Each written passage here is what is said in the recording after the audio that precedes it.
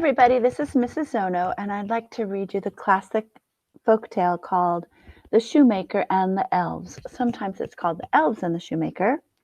This one was illustrated by Ilse Plume.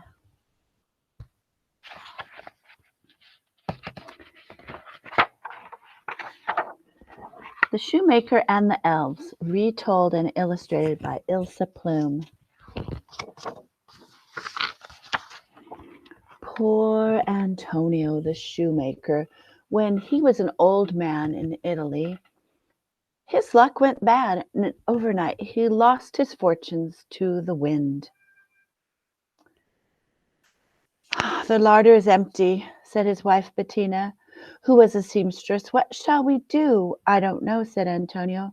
"There's nothing left on my workbench but the leather for one more pair of shoes." Sadly, he sat in his workshop with his cat, Thomasina, on his lap. He petted her. "There, there," he said softly while stroking her. "No fresh fish for you today, only leftover tails and fins." That night Antonio cut out the leather so he would be ready to start working first thing in the morning. Then he locked the front door, blew out the candle, and said his prayers and went to bed.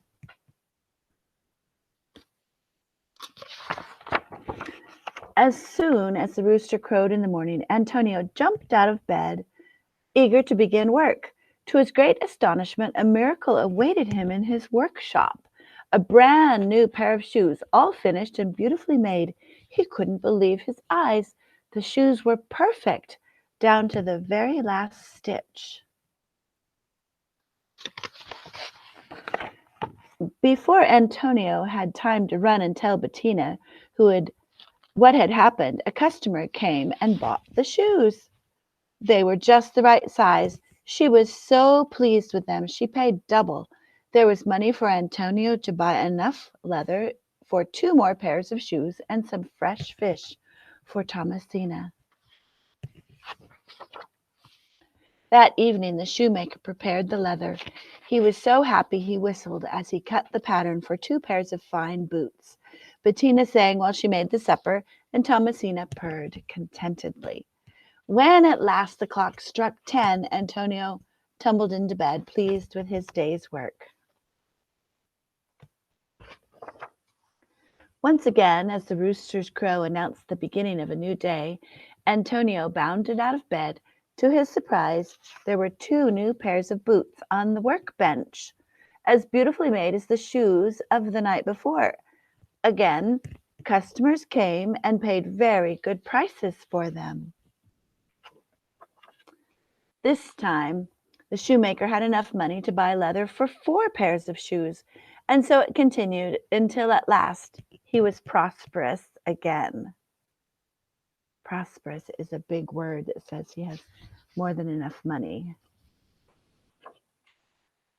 But who was making all the beautiful shoes?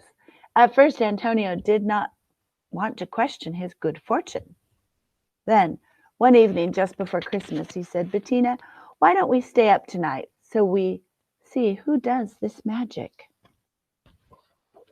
Bettina agreed wholeheartedly. They lit a candle and left it on the table in the workshop. Then they hid behind a curtain in the pantry. Just as the cuckoo clock chirped midnight, 4 elves slipped in through a broken shutter and sat down on the workbench. Antonio and Bettina watched in amazement as the elves began to hammer and stitch. All night long the elves worked busily, with never a yawn. When the first rays of sunlight came through the shutters, they ran away through the garden. The elves were so quiet, the sound of their little feet scurrying over the tiles didn't even wake Thomasina. At breakfast, Bettina said, Antonio, we must really find some way to show our thanks to these little elves. They have saved us from our own misfortune. I have some fine cloth left in my sewing basket. It should be just enough for some new clothes for the elves, for new jackets and pants, and even some shirts and vests. I'll knit them each a pair of striped stockings, and you can make them some lovely little boots." "Oh, a wonderful plan," said Antonio, and they set to work. The next day was Christmas Eve. Instead of leaving the leather on the table as usual, they piled up their gifts, wrapped in brightly colored paper and ribbons.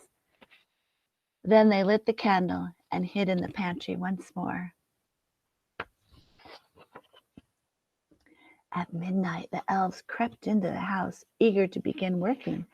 But instead of leather and scissors and hammers, they found brightly wrapped packages. At first they were puzzled, but their surprise turned to joy when they opened the presents and discovered the lovely clothes and boots. Quickly they changed in their new finery and danced around in delight, singing, "Look at us, we're fine to see, no longer cobblers must we be." Hopping and skipping, they jumped over all the tables and chairs until at last they danced out the door.